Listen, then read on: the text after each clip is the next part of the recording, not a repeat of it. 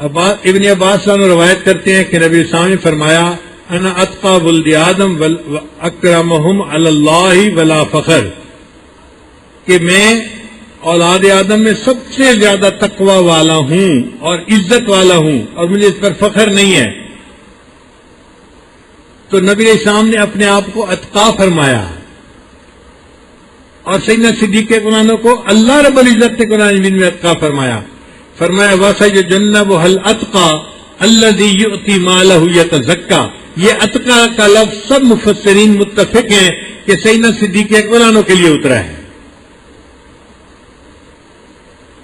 پھر اللہ تعالیٰ نے اپنے حبیب صلی اللہ علیہ وسلم سے راضی ہونے کی بشارت قرآن میں دے دی کہ اے میرے محبوب صلی اللہ علیہ وسلم وَلَسَوْفَ يُعْتِيكَ رَبُّكَ فَتَرْضَىٰ، تیرا رب تجھے اتنا دے گا کہ تو راضی ہو جائے گا، یعنی اتنا دے گا کہ تو بس بس کرے گا۔ اللہ ٹو مچ، بہت ہے بہت ہے بہت ہے، تجھے اللہ راضی کر دے گا۔ اللہ اتنا دے گا کہ تو راضی ہو جائے گا، جیسے اپنی رضا کا اعلان نبی اسلام کے لیے فرمایا۔ اللہ ابو بکر صدیق کے بارے فرماتے ہیں وَلَسَوْفَ يَرْضَىٰ، کہ وہ بھی آخرت میں راضی کر دیا جائے گا۔ جو رضا کا اعلان اللہ نے اپنے حبیب صلی اللہ علیہ وسلم کے لیے کیا، وہی رضا کا اعلان سیدنا صدیق اکبر کے لیے ہوا۔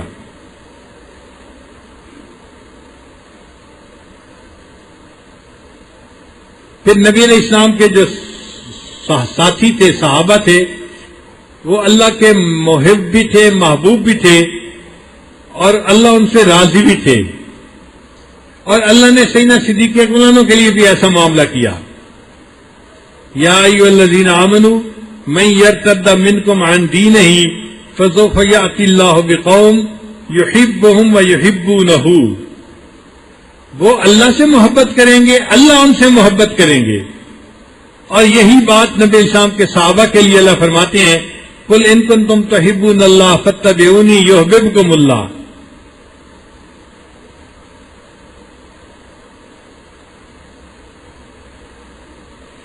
پھر صحابہ کے بارے میں اللہ فرماتے ہیں اشداء علی الکفار رحماء بینہم، یہ کفار کے اوپر تو شدید مگر آپس میں رحیم و کریم۔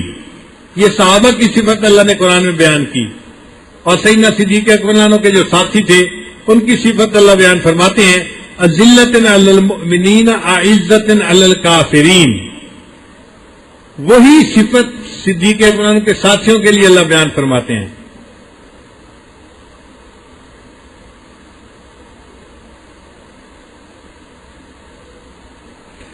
پھر صحابہ کرام کے بارے میں بخاری شریف کی روایت ہے، تو بعد ابن صامت عنہ فرماتے ہیں کہ ہم نے نبی علیہ السلام سے بیعت کی لا نخاف فی اللہ لومۃ لائم، اللہ کے معاملے میں ہمیں کسی ملامت کرنے والے کی ملامت کی کوئی پرواہ نہیں۔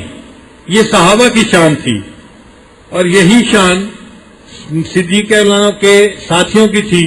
ان کے بارے میں اللہ فرماتے ہیں ولا یخافون لومۃ لائم، وہ کسی ملامت کرنے والے کی ملامت کی پرواہ نہیں کرتے تھے، اس سے نہیں ڈرتے تھے۔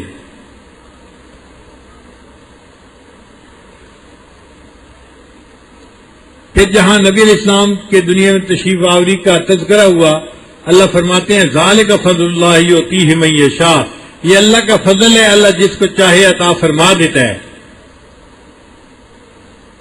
اور سیدنا صدیق اکبر کے ساتھیوں کا جہاں قرآن مجید میں اللہ نے تذکرہ کیا کہ مرتدین کے ساتھ وہ قتال کریں گے، ان کے بارے میں اللہ فرماتے ہیں ذالک الفضل اللہ، یعنی جو فضل کا لفظ نبی علیہ السلام کے لیے استعمال ہوا وہی سیدنا صدیق اکبر کے لیے استعمال ہوا۔ پھر آپ کے لیے ثانی کا لفظ استعمال ہوا کہ غار میں جب آپ تھے تو اللہ فرماتے ہیں اذ اخرجہ الذین کفروا ثانی اثنین اذ ہما فی الغار، دو میں سے دوسرا، تو دو میں سے دوسرا سیدنا صدیق اکبر تھے، یعنی جہاں نبی علیہ السلام پہلے ابو بکر دوسرے، یا جہاں ابو بکر پہلے وہاں نبی علیہ السلام دوسرے۔ یہ بات عجیب لگے گی مگر ایسا ہوا۔ سن 9 ہجری میں حج فرض ہوا، اور پہلے سال نبی علیہ السلام نے ابو بکر صدیق عنہ کو امیر حج بنا کر بھیجا، تو ابو بکر صدیق عنہ امیر حج بننے میں اول نمبر پر، پھر اس کے دوسرے سال نبی علیہ السلام نے آخری حج فرمایا اور نبی علیہ السلام خود امیر بنے، تو حج کے امیر بننے میں ابوبکر صدیق پہلے اور نبی علیہ السلام دوسرے۔